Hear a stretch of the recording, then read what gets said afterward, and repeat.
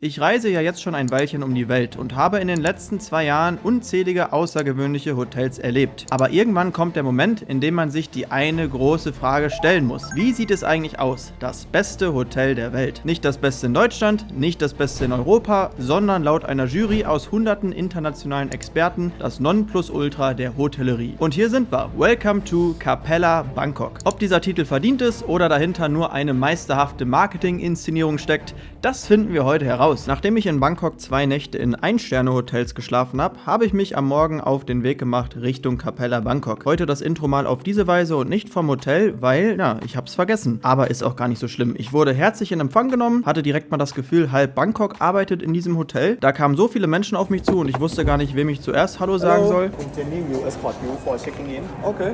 Welcome to Capella Bangkok. Totally, there will be 3 kisses. Yes. Put this one. Ganz wichtig natürlich, gebucht habe ich wie immer über meinen Partner Sweetspot, um die ganzen Vorteile mitzunehmen, Hotelguthaben, Upgrade nach Verfügbarkeit, kostenloses Frühstück und so weiter und so fort. Mit dem Code HOTELALEX gibt es da wie immer 25% auf die Premium-Mitgliedschaft. Gebt einfach den Code ein, dann könnt ihr das Ganze sowieso erstmal 3 Monate kostenlos testen. Und wenn wir uns schon mal in der Werbung befinden, aktuell gibt es bei Beau Voyage auch noch 30% Black Friday Black Week Rabatt. So viel gab es noch nie, geht allerdings nicht mehr lange, deswegen beeilt euch, der Rucksack gerade ein absolutes Schnäppchen. beauvoyage.com. Und jetzt machen wir weiter mit dem Video. The living room, check-in and check-out. Okay. Open 7 a.m. in the morning. Hello. Leute, hier arbeiten 400 Menschen, Wahnsinn. Jetzt gibt es erstmal einen Apfelsaft hier zum Check-in.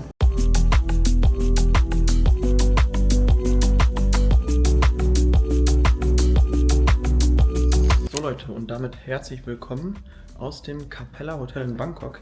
Ich bin gerade eingecheckt. Hier könnt ihr schon mal die Aussicht in die andere Richtung sehen. Von da komme ich auch. Ich war auch noch nie so nah am Fluss jetzt hier in Bangkok, wie ich jetzt gerade bin. Gestern Nacht habe ich da hinten übernachtet, glaube ich, in dem Ein-Sterne-Laden. Das müsste das Gebäude sein. Obwohl, so ganz sicher bin ich mir auch nicht. Das hier ist jetzt das Capella Hotel, das beste Hotel der Welt. Ja, kann man mal machen, ne? Und das hier ist mein Zimmer, meine Roomcard. Und wir gehen jetzt direkt mal rein. Leute, let's go. Das Capella Bangkok öffnete im Jahr 2020 seine Türen und liegt direkt am Fluss Chao Phraya River im Stadtteil Yan Nava in Bangkok. Mit seinen 101 Zimmern, Suiten und Villen bietet jede Unterkunft Blick auf den Fluss. Viele der Villen verfügen sogar über private Gärten und eigene Pools. Ein Höchstmaß an Privatsphäre und Exklusivität in dieser eigentlich ziemlich überlaufenden Gegend. Das ist schon besonders, ist aber das Servicekonzept, das sowohl Privatsphäre als auch außergewöhnliche Betreuung verspricht. Im Jahr 2024 wurde das Capella Bangkok im Ranking The World's 50 Best Hotels in the World zur Nummer 1 weltweit gewählt, also offiziell zum besten Hotel der Welt und gleichzeitig auch zum besten Hotel Asiens. Also, ich bin gespannt. Ich muss sagen, ich wurde gerade hier schon hochbegleitet. Mein Gepäck wurde auch gerade gebracht und ich musste einmal kurz an den Laptop, deswegen konnte ich schon eine halbe Stunde hier im Zimmer genießen. Und es ist ohne Frage, würde ich sagen, schon so Top 3 der schönsten Zimmer, in denen ich je war. Eigentlich. Das ist zumindest mein Eindruck. Also Marina Bay Sands war ja auch fantastisch. Das Raffles in Doha, vielleicht auch das 4 Jahreszeiten, je nachdem, auf was man so steht. Ja, ob das jetzt Platz 1, 2, 3 oder 4 ist, keine Ahnung. Die sind alle für sich auf eine Art und Weise besonders, aber das hier ist auf jeden Fall auch sehr, sehr beeindruckend. Deswegen will ich euch jetzt auch gar nicht lange auf die Folter spannen. Wir sind hier im Ankleideroom. Mäßig? Nee, das ist eigentlich nur so eine Garderobe. Ankleideroom ist übertrieben, wobei man kann das auch schließen. Und wir starten direkt mal rein. Also hier ist der Eingang, ne? Hier bin ich gerade reingekommen und dann geht es hier um die Ecke. Hier wird man von ein paar schönen Blumen begrüßt und kommt dann so hier in das Zimmer rein. Ich zeige es euch jetzt einfach direkt mal. Der Ausblick ist natürlich was ganz Besonderes. Hier ein großes Bett und ja, das ist mal ein schönes Zimmer. Einmal vielleicht auch direkt von der anderen Seite. Genau, Platz hast du genug. Ich mache mal kurz einmal die Klimaanlage aus. Wir haben hier 61 Quadratmeter. Fernseher muss ich auch mal ausschalten, da läuft seit geraumer Zeit ja einfach nur so ein Werbespot übers Hotel. Genau, das Zimmer hat 61 Quadratmeter. Das sind damit auch die kleinsten Zimmer, die hier haben. Also bei 61 Quadratmeter geht's los. Ich habe trotzdem ein Upgrade bekommen und zwar wäre sonst mein Zimmer auf der 1. oder 2. Etage gewesen und jetzt bin ich auf der 8. Etage. Was natürlich, glaube ich, ein cooles Upgrade ist, weil so habe ich halt diesen tollen Blick und der wäre von weiter unten nicht so beeindruckend, würde ich sagen. Auch gleich, wenn es dunkel wird, sieht das hier bestimmt richtig, richtig nice aus, weil was natürlich schade ist, der Fluss ist schon, naja, ziemlich dreckig. Da habe ich schon schönere Flüsse gesehen, aber wenn es dunkel ist, sieht man das ja nicht. Dann leuchtet alles nur, die Boote, die hier langfahren, diese kleinen Bötchen, die ich auch sehr cool finde, leuchten und ja, das macht dann bestimmt ein geiles Bild. Wir starten jetzt aber erstmal rein mit der Roomtour. So, was haben wir hier? Ich denke mal Minibar, genau, mache ich einfach alles mal auf.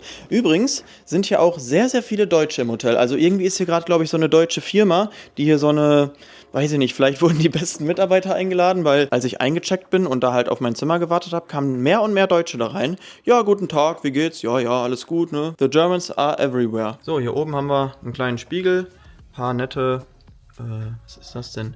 Japanese Whisky. Oh, das ist alles nicht mit drin. Wahrscheinlich auch sehr teuer, schaue ich mal gleich. Und hier haben wir dann die Minibar, die sogar complimentary ist. Ja, das wurde mir gesagt, dass ich da alles trinken kann, was keinen Alkohol hat. Und ja, das ist eigentlich ganz nice.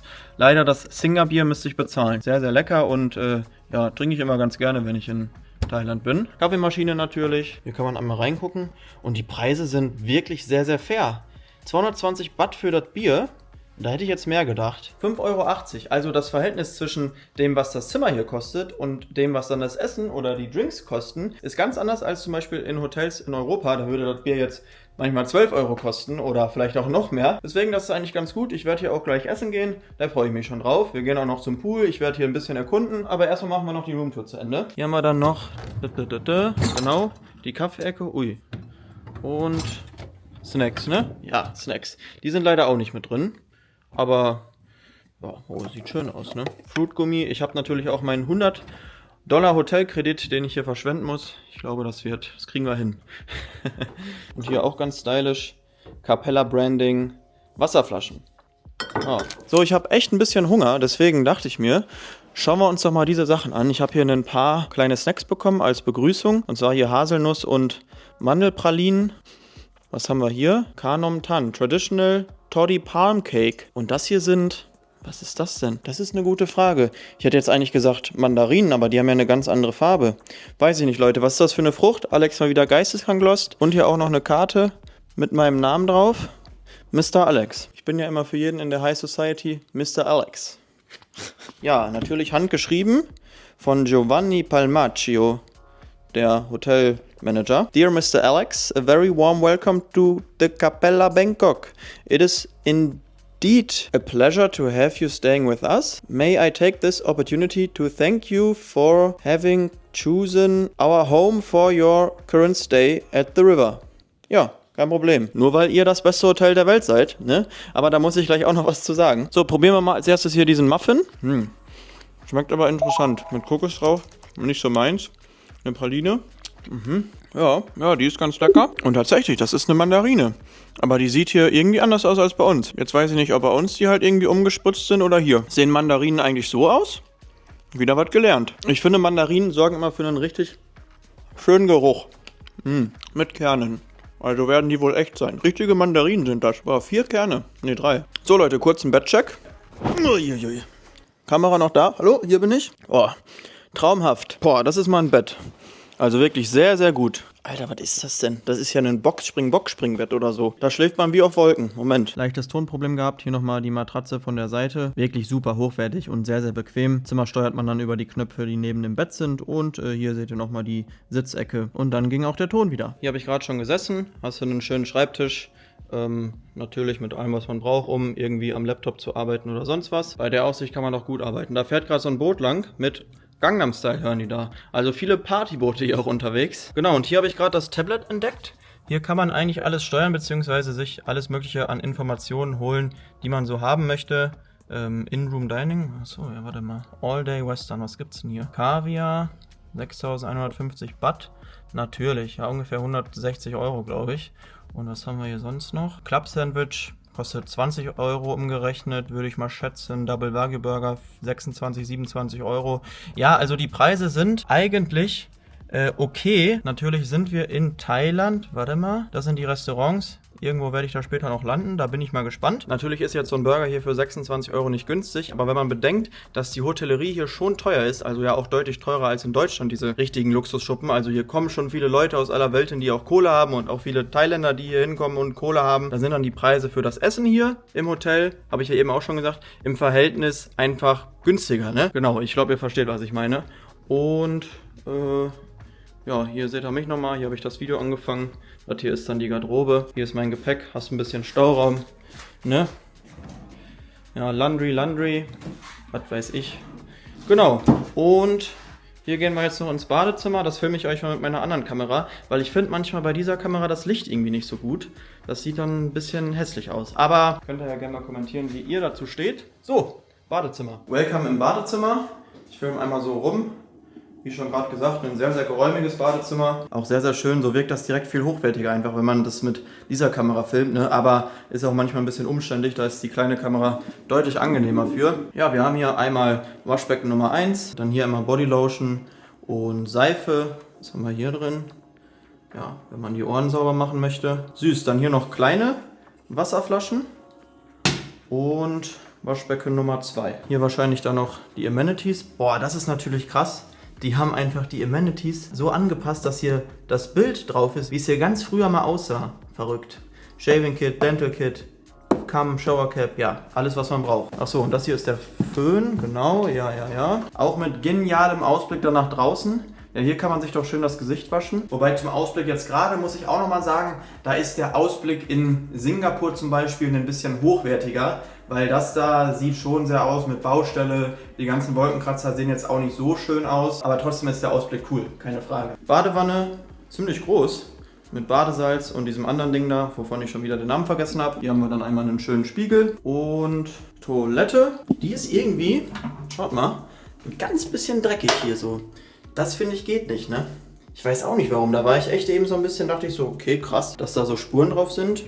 Naja gut, hat ja nur 1.000 Euro gekostet. Dann hier einmal 2 Bademäntel, ja, wenn man einen Spa machen will oder Massage oder sonst was. Und hier dann die Rainforest Dusche, Regendusche. Ja, schön, auch groß genug, kann sich sogar hinsetzen. So sieht das Shampoo aus. Ist ein tolles Badezimmer und auch generell wirklich ein sehr, sehr, sehr, sehr cooles Zimmer. Also ich liebe das Zimmer. Wahnsinnig schön und hier kann man es aushalten, auf jeden Fall. Also wenn man Bangkok ein bisschen sich anschauen möchte und zu viel Geld hat, dann kann man hier eine Woche Urlaub machen. Das ist schon wirklich dann Luxus vom Allerfeinsten, würde ich mal sagen. Wobei, wir haben ja noch nicht alles getestet, aber das wird schon gut, weil sonst wäre es ja nicht das beste Hotel der Welt. So Leute, jetzt gehen wir aber mal noch eben hier raus. Der Balkon ist nämlich auch echt groß und ich muss euch noch was erklären. Genau. Herrlich. Da unten wird gerade übrigens für eine Hochzeit vorbereitet, also vielleicht wird hier heute später noch geheiratet, dann kann ich von hier oben aus zugucken. Normalerweise buche ich meine Reisen ja wirklich immer ziemlich spontan, aber dieses Hotel, also ich wusste, dass ich nach Bangkok kommen möchte deswegen, das habe ich vor ungefähr 3 Wochen gebucht, weil es stand da vom Ranking vom letzten Jahr Platz 1 Hotels der Welt war. Und dann haben die jetzt einfach letzte Woche oder so ein neues Ranking für 2025 schon rausgebracht und da ist das Hotel nur noch auf Platz 3.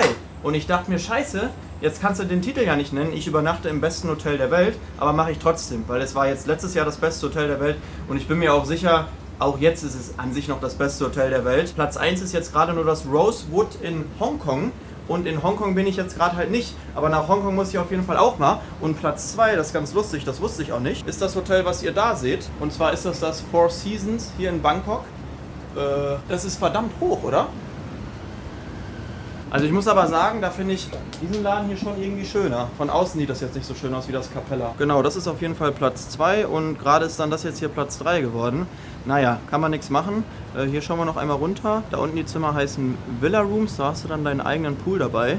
Da hat es jetzt bei mir nicht für gereicht. Zum Pool da unten gehe ich jetzt und das Restaurant oder eins der Restaurants ist dann glaube ich hier. Schöner netter Garten da unten. Ja, gucken wir mal. Da unten sind auch noch Zimmer, das sind die größten, meine ich. Da hast du dann halt auch direkt zum Fluss hin noch irgendwie so ein Schwimmen würde ich da jetzt nicht gehen, aber ein bisschen was gibt es noch zu entdecken. Und, ach so, neben mir saßen, das waren Holländer, die haben ein Upgrade bekommen auf so eine Villa, obwohl die auch nur so ein normales Zimmer gebucht hatten wie ich. Und das lag daran, weil die Frau Geburtstag hatte. Also merkt euch das, Leute, wenn ihr euch mal was gönnen wollt, am Geburtstag sind wir auch wieder beim Thema Sweet Spot. Ich war nämlich die ersten 3 Nächte in Bangkok im Waldorf Astoria, weil das hier nicht so teuer ist. Da kann man sich richtig was gönnen. Bei Sweet Spot bekommt man dann sogar auch die 3. Nacht umsonst, beziehungsweise 33% Preisnachlass ab 3 Nächten. Und das lohnt sich dann richtig mit den Vorteilen und so weiter und so fort. Und wenn ihr dann noch an eurem Geburtstag kommt, oh, dann gibt es vielleicht sogar die Präsidentensuite. Nee, das glaube ich jetzt nicht, aber man kriegt anscheinend, wenn man Geburtstag hat, muss ich mal testen, ein richtig schönes Upgrade. Macht ja auch Sinn. Also die haben jetzt ihren eigenen Private Pool hier. So, ich gehe jetzt ein bisschen planschen. Das ist der Aufzug. Ja, wenig spektakulär. Da habe ich schon kreativere Aufzüge gesehen. Aber naja, trotzdem kann man damit runterfahren. Das ist ja schon mal ganz gut. So, hier haben wir schon mal den Pool, aber ich laufe jetzt noch mal hier runter, ein bisschen erkunden, bevor ich dann gleich ein bisschen schwimmen gehe. Weil es ist leider aktuell auch nicht so lange hell. 17 Uhr beginnt hier schon so die Dämmerung. Hier sind dann diese Villen, Fitness, Wellness, Riverfront, Promenade. Da gehen wir jetzt mal hin. Ah ja, bisschen Raffles-Style hier. Ach so, hier wird dann später geheiratet. Komme ich jetzt hier überhaupt hin? Jetzt bin ich ganz vorne, Leute. Hier legen dann die Boote an. Man kann ja auch mit dem Boot dann zur anderen Seite fahren. Und hier links ist dann auch ein Restaurant. Und da seht ihr einmal das Hotel. Mein Zimmer ist auf der 8. Etage. Irgendwo da, ja, das dritthöchste. Also schwimmen gehen würde ich hier jetzt vielleicht auch nicht. Sieht nicht so einladend aus. Das Capella Hotel und das 4 Jahreszeiten hier hinter mir sind irgendwie so ein bisschen sogar miteinander verbunden. Also ich kann jetzt auch hier in die Lobby gehen vom Four Seasons. Genau, liegt aber wahrscheinlich auch daran, weil man von hier dann mit dem Boot losfährt. Die sind dann so zusammengelegt. Also das Hotel ist wirklich enorm hoch. Guck mal, das hört gar nicht auf. Ja, da ganz oben zu wohnen ist natürlich auch nicht schlecht, ne? Aber bei mir hat es dann leider nur für Etage 8 gereicht. Guck mal hier, da ist das Capella X Four Seasons Boot. Ja. So, schaut mal hier. Da bin ich auch schon am Pool. Ja, ist ganz nett. So richtig schön finde ich es jetzt nicht, muss ich sagen. Auch mit den grünen Dächern da. Aber jetzt gibt es erstmal einen Salat hier mit ein bisschen Brot. Das sieht doch gut aus. Und hier gibt es auch Melone mit Wasser oder so. Leckere Soße hier auf jeden Fall. Ein bisschen Avocado. 14 € kostet der Salat. So Leute, die Dämmerung bricht ein. So langsam wird es dunkel und auch immer dann ein bisschen windig. Ja, angenehm eigentlich. Bisschen frisch. Einmal muss ich ja jetzt noch schwimmen gehen. Ja, die Sonne kam heute leider auch nicht wirklich raus. Aber ist trotzdem ein cooles Bild. Jetzt hier mit beiden Hotels. Jetzt gleich kommt der Juri vorbei. Kumpel von mir. Der ist auch gerade in Bangkok. Der war, glaube ich, auch schon kurz im letzten Video. Und wir gehen dann hier zusammen essen. Schön den Hotelkredit loswerden. Jetzt haben wir die Cup. So Leute, schaut mal hier. Sauna. Ja, hätte ich auch nicht gedacht, dass ich in Thailand mal in eine Sauna gehe. Weil eigentlich sind es draußen eh mal 40 Grad. Aber aktuell nicht so wirklich. Deswegen ist das jetzt genau das Richtige für mich, weil mein Zimmer wurde gerade eh irgendwie noch gemacht. Und dann gehe ich jetzt so eben einmal saunieren.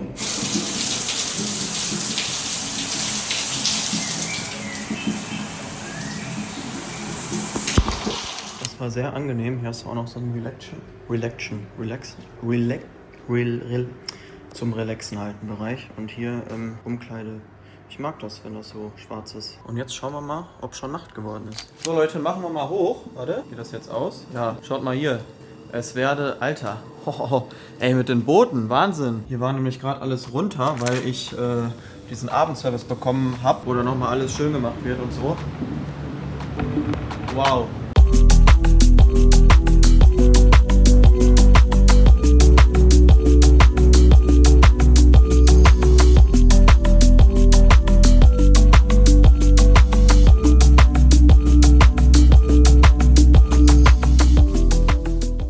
Schön jetzt. Wobei jetzt kann auch jeder hier reingucken, ne, in mein Schaufenster. Die haben sie jetzt dahingestellt. Ganz nette Schläppchen. Und hier noch einen Gruß von Nong.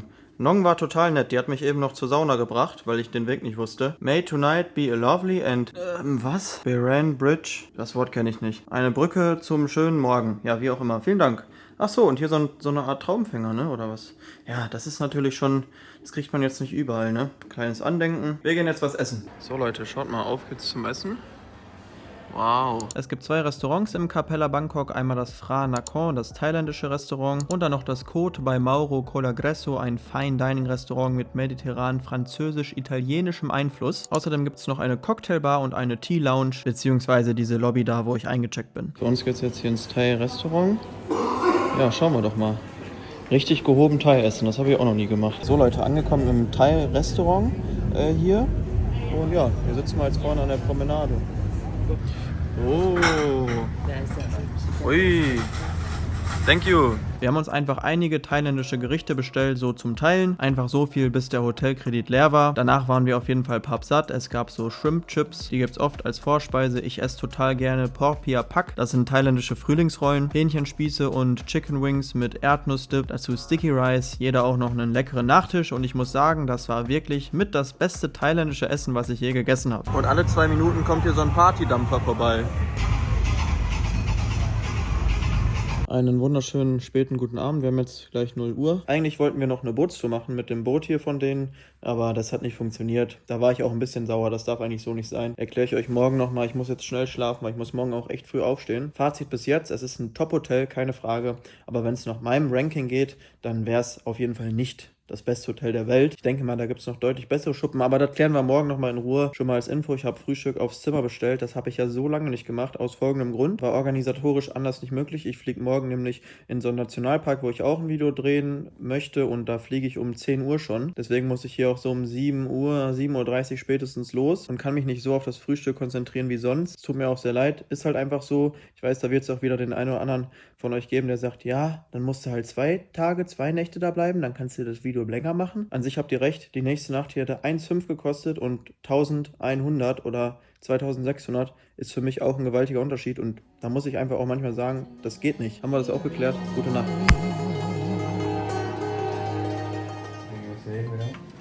Yeah, a little bit too short, I think.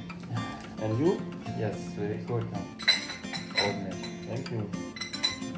So Leute, und damit einen wunderschönen guten Morgen. Das ist auch mal echt angenehm, ne? Haben jetzt 6:30, hab ganz gut geschlafen, ein bisschen kurz. So sieht es hier heute Morgen aus. Und jetzt kam ja gerade hier schon das Frühstück. Continental Breakfast, Croissants, Orangensaft, ein paar Früchte, bisschen Brot, ein paar Konfitüren, was Herzhaftes, eine Käseplatte mit Schinken und so weiter. Könnt halt zwischen japanisches, chinesisches, Continental Breakfast, American Breakfast, English Breakfast gab es nicht, wählen und habe mich jetzt hier für Continental entschieden. So ein Joghurt mit Früchten wäre vielleicht noch ganz geil, aber sieht ganz nett aus. Guten Appetit. Mit schöner Aussicht frühstücken.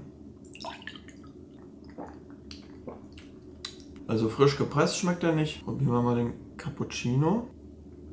Ja, la la la. Oh, lecker. Guck mal, wie die abgeschnitten haben, dass man extra die so anfassen kann. Ein letztes Mal das Zimmer genießen im besten Hotel der Welt. Für mich geht es jetzt zum Flughafen. Ich war jetzt eine Woche in Bangkok und freue mich eigentlich auch, dass es jetzt mal woanders hingeht. Wir sehen uns da dann wieder, dann erzähle ich euch noch was zum Hotel. Bis später. Okay Leute, erstmal liebe Grüße aus Koh Samui. Hier bin ich jetzt gerade noch für 4 Tage insgesamt. Auch vielleicht direkt mal eine Hotelempfehlung. Samui Paradise heißt das hier in Chaweng. Hier war ich vor 2 Jahren schon oder vor 2 Jahren und ein paar Monaten, als ich mit dieser ganzen Reisesache angefangen habe.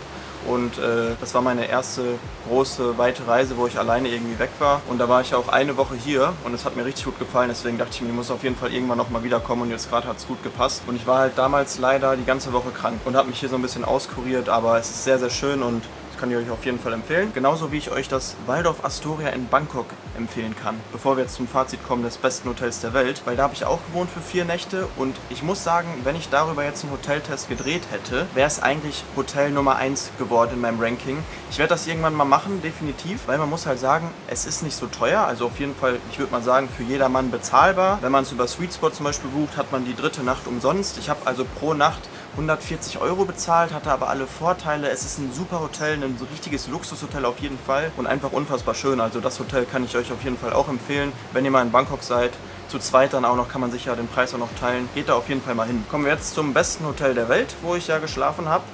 Ich habe ja auch schon gestern gesagt, oder zumindest in einem Video gestern, dass es für mich persönlich jetzt nicht das beste Hotel der Welt ist. Es ist natürlich sehr, sehr gut. Keine Ahnung, wie die an diesen Titel gekommen sind. Irgendwie hängen die ja auch so ein bisschen zusammen unter einem Projekt mit dem Four Seasons nebenan. Und das Four Seasons war zum Beispiel letztes Jahr in dem Ranking gar nicht so vorhanden und jetzt ist es plötzlich auf Platz 2. Bisschen dubios. Naja, das Zimmer war unfassbar gut, also eins der schönsten Zimmer, wo ich je war. Der Ausblick auch krass. Natürlich sieht es alles ein bisschen dreckig aus wegen dem Fluss und so, aber trotzdem sehr, sehr beeindruckend. 10 von 10 Service, absolut höchstes Level, also das muss man schon sagen.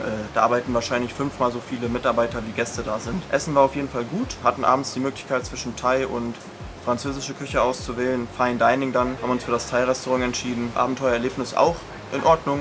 Man hat schon einiges zu entdecken. Was mich sehr gestört hat, da fährt ja abends immer so ein Boot bis 10 Uhr und ich wäre da gerne abends noch mitgefahren und wir haben auch gesagt, wir würden gerne noch mitfahren und die Mitarbeiter haben dann gesagt, ja, das letzte fährt um 10 Uhr und wir warten und da kam kein Boot. Und dann habe ich gesagt, ey, was ist denn los hier? Wir warten doch die ganze Zeit schon auf das Boot Und dann meinten die, jetzt ist es kurz nach 10, das ist leider schon weg. Und ich so, das kann doch gar nicht sein, wir stehen doch hier die ganze Zeit. Doch, ist schon weg jetzt. Also das ist so ein bisschen ein Mentalitätsproblem, würde ich mal sagen, dass sie sich hier halt in Thailand irgendwie ungern so Fehler eingestehen. Aber das geht halt nicht auf diesem hohen Niveau, finde ich, wenn du dann als Gast damit vertröstet wirst, dass das Boot jetzt schon weg ist, weil es zu spät ist, obwohl du zu 100% weißt, dass da gar kein Boot mehr gefahren ist. Die haben wahrscheinlich eher Feierabend gemacht oder so. Und da habe ich mich ein bisschen drüber aufgeregt, weil da hätte ich auch noch coole Aufnahmen machen können. Das sind halt einfach dann so Mentalitätsunterschiede, würde ich mal sagen. In so einem Hotel in Europa hätten die dir dann wahrscheinlich gesagt, wir rufen euch noch ein Taxiboot, was euch einmal rumfährt. So, deswegen habe ich beim Service hier auch notiert, dass ich einen Punkt doch noch abziehe.